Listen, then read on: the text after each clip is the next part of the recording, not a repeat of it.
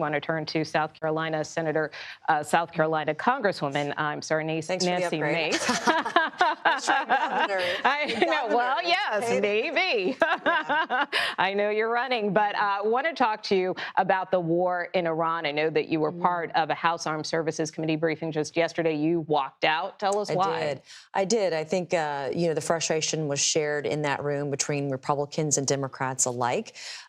President Trump, I want to be very clear, has done an excellent job so far. We are winning. We have won. And now I believe we owe the American public, the American people, the men and women we're sending into war, we owe them an answer to the question is, how does this end? And I think there's some frustration between what maybe perhaps the Pentagon is saying versus what the public has been told. And I have grave concerns about the Washington war machine getting us into another 20-year plus endless war. And for what? And I'm unwilling to put South Carolina's sons and daughters on the ground in a battle in Iran. I don't want that to happen. Do you believe the administration has an end game here? I don't know. I would like to believe that they do, but I haven't seen an exit strategy yet. And I think that's where a lot of us share the heartburn. I support the president. I think he's done a fantastic job. He goes in, he's very surgical, he's quick. But what I'm also seeing are folks senators, for example, Lindsey Graham, who are trying to protract this thing, who want to send people into war, troops on the ground. Comparing this to Iwo Jima, I don't think so. We lost 7,000 Marines on the black sands of those beaches in Iwo Jima. This is not the same. It should not be the same. He has destroyed Iran's Navy. Trump has destroyed their missile capabilities. He has just taken to task everywhere across Iran.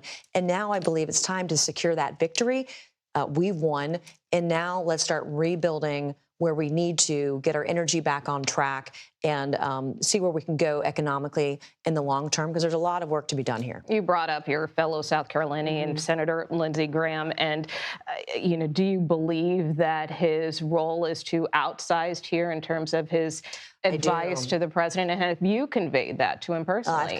I've conveyed that publicly. I am joined by my colleagues like Congresswoman Anna Paulina Luna and Congresswoman Lauren Boebert. I mean, I've seen them make their public statements as well. I think we share that, and I've expressed that to the White House, that Senator Graham has an outsized role. He needs to be taken out of the room. I don't want to hear him. He's the same guy that got us into Iraq, the same guy that wants endless wars. And that I don't support the Washington war machine. Like we've done a great job. The president has been very successful. Now it's time to start discussing, what does exit look like? And he has a huge opportunity here. I mean, to bring peace in the Middle East. We've taken Iran's missile capabilities out. We have obviously destroyed in many ways, in most ways, their abilities to get a nuclear arm, I believe. And so I want to see us claim victory while we can and not elongate this into a never-ending war. That being said, we know that there are more troops headed to the region. You've made clear, as you just did, that you don't want to see boots on the ground. So what is your message to the president as he weighs this decision? I want President Trump to declare victory. And I want him to show the world what peace looks like. He's the strongest president in American history. He has the board of peace now. He's negotiating between Russia and Ukraine. There's an enormous opportunity for him here. He took out Maduro in Venezuela, where Hezbollah is. There are 14,000 Hezbollah agents and soldiers in Venezuela. I mean, he's cleaning up the cartels. He's doing all of this single-handedly. Let's take this win and not turn this into a never-ending war where we could lose potentially thousands of American soldiers. And I believe that'll be devastating. The consequences are not only devastating for the loss of life potentially that we will have, but the economic consequences as well. So I want to see an exit strategy, and I want to see the Pentagon do better. The briefing yesterday left most of our questions unanswered, and I believe that there was a Senate hearing today. They were equally frustrated, and so you're seeing Republicans and Democrats alike demanding more answers for what we're doing, why, and when we're getting out. What does that mean, though, for a war supplemental? Are you willing to support one no matter the price tag? No, I'm not. I mean, we're talking about war powers resolutions now, and I hope that it doesn't come to that. We are in recess next week, which, by the way, we shouldn't be. The TSA needs to be funded. We should not be recessing.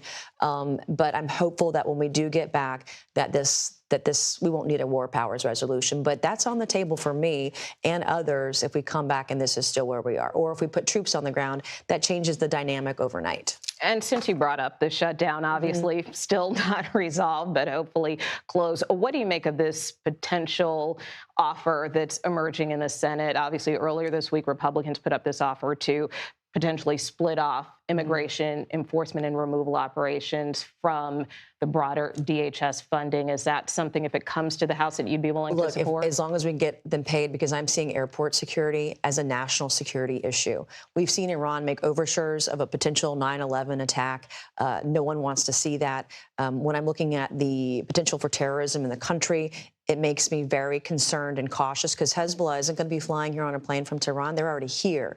And what are they going to do to take advantage of the vulnerabilities we currently have because we can't get along? And it's frustrating because no one wants people who are here who are illegal or violent, especially violent illegal immigrants who are rapists, murderers, and pedophiles. They should go. And that's what this argument is over. And it's at the safety and jeopardy of our nation's national security. And I'm struggling with that. And I don't want Congress to go home until this is done. So are you willing to stay in town? I'm willing to stay in town. I mean, I absolutely am willing to stay in town and get the work done. We have to for our nation's security. All right, Nancy Mace, Thank you, Congresswoman Nicole. Nancy Mace. Hopefully governor. Well, we will certainly continue that conversation. Thank you for being with us.